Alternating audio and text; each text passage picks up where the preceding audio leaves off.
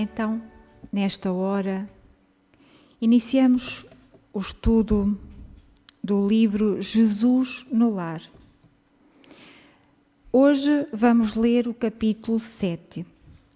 Este livro, Jesus no Lar, é um livro de psicografia de Francisco Cândido Xavier, pelo espírito Neio Lúcio.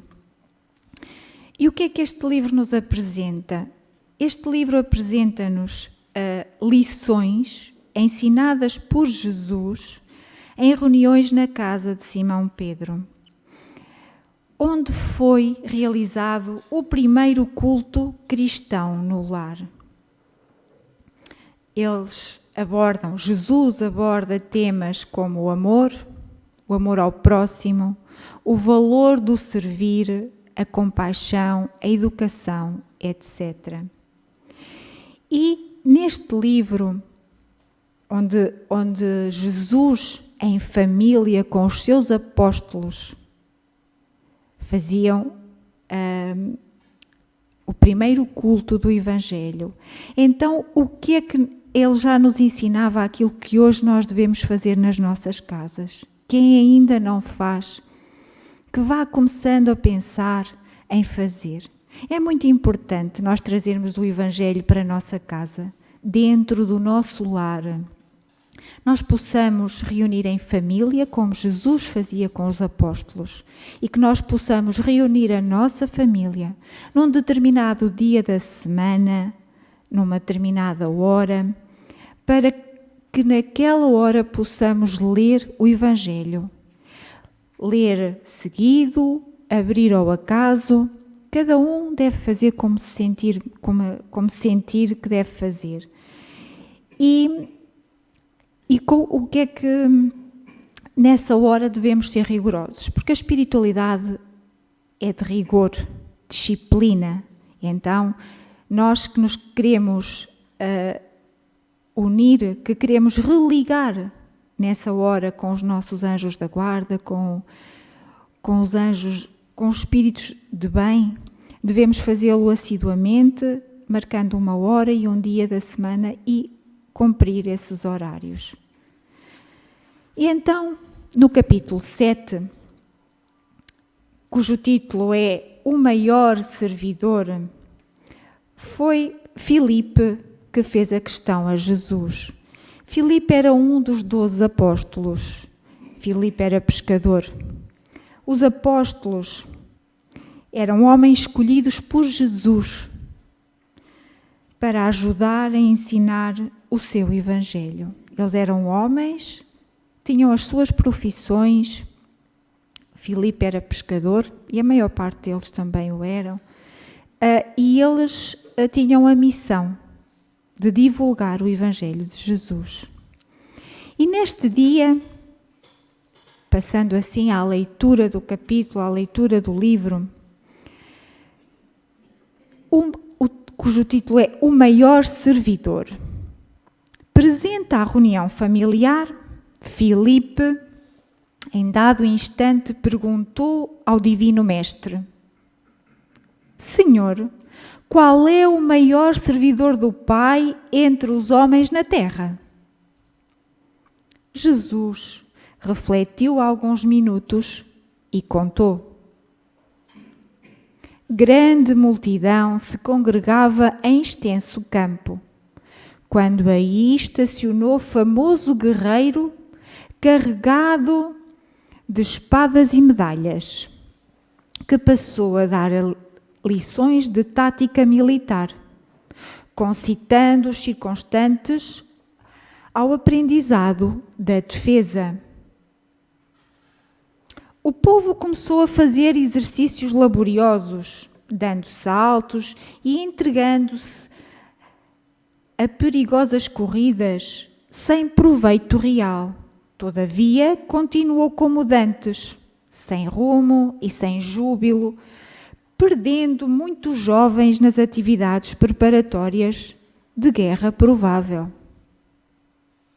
Logo depois, apareceu na mesma região um grande político com pesada bagagem de códigos e dividiu a massa em vários partidos, declarando-se os moços contra os velhos, os lares pobres contra os ricos, os servos contra os mordomos e, não obstante a sementeira de benefícios materiais introduzidos na zona pela competição dos grupos entre si, o político seguiu adiante, deixando escuros espinheiros de ódio, desengano e discórdia entre os seus colaboradores.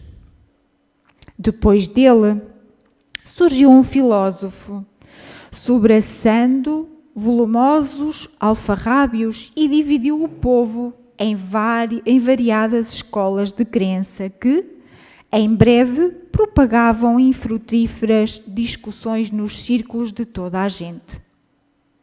A multidão duvidou de tudo, até mesmo da existência de si própria.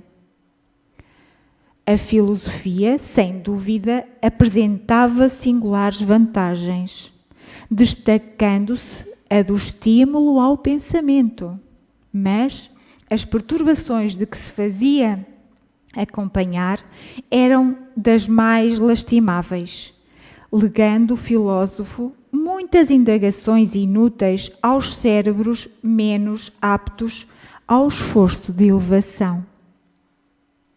Em seguida, compareceu um sacerdote, munido de roupagens e símbolos, que forneceu muitas regras de adoração ao Pai. O povo aprendeu a dobrar os joelhos, a lavar-se e a suplicar a proteção divina, em horas certas. Entretanto, todos os problemas fundamentais da comunidade permaneceram sem alteração. No extenso domínio não havia diretrizes ao trabalho, nem ânimo consciente, nem valor, nem alegria. A doença e a morte, a necessidade e a ignorância eram fantasmas de toda a gente. Certo dia, porém, apareceu ali um homem simples. Não trazia armas, nem escrituras, nem discussões e nem imagens, mas pelo sorriso espontâneo revelava um coração cheio de boa vontade, guiando as mãos operosas. Não pregava doutrinas espetacularmente. Todavia, nos gestos de bondade pura e constante, rendia culto sincero ao Todo-Poderoso. Começou a evidenciar-se, lavrando uma nesga do campo e adornando-a de flores e frutos preciosos. Conversava com os seus companheiros de luta, aproveitando as horas no ensinamento fraterno e edificante, e transmitia as suas experiências a todos os que se propusessem ouvi-lo. Aperfeiçoou a madeira, plantou árvores benfeitoras, construiu casas e instalou uma escola modesta. Em breve, ao redor dele, viçavam a saúde e a paz, a fraternidade e as bênçãos do serviço, a prosperidade e o contentamento de viver.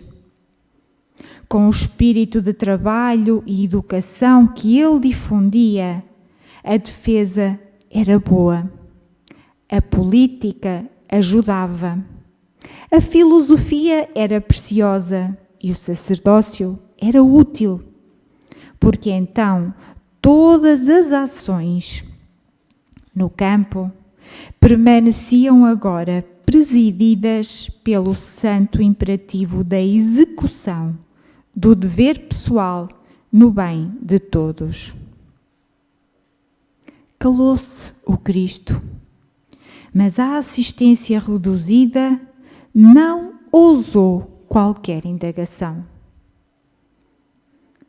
Após contemplar o horizonte longínquo em longos instantes de pensamento mudo, o mestre terminou. Em verdade, há muitos trabalhadores no mundo que merecem a bênção do céu pelo bem que proporcionam ao corpo e à mente das criaturas. Mas aquele que educa o Espírito Eterno, ensinando e servindo, paira acima de todos. Terminamos assim a leitura do capítulo. Vamos fazer uma breve análise ao ensino de Jesus, à passagem de Jesus. Filipe, o apóstolo, queria saber quem era o maior servidor. Se calhar os apóstolos queriam que Jesus dissesse que era um deles, porque eles eram os maiores servidores. Mas Jesus contou-lhe esta lição. E contou-lhe a lição que numa determinada comunidade chegou o guerreiro, provocou guerras, perderam jovens, tinham lições de tática militar, mas tudo continuou como antes. Depois apareceu o político. O político veio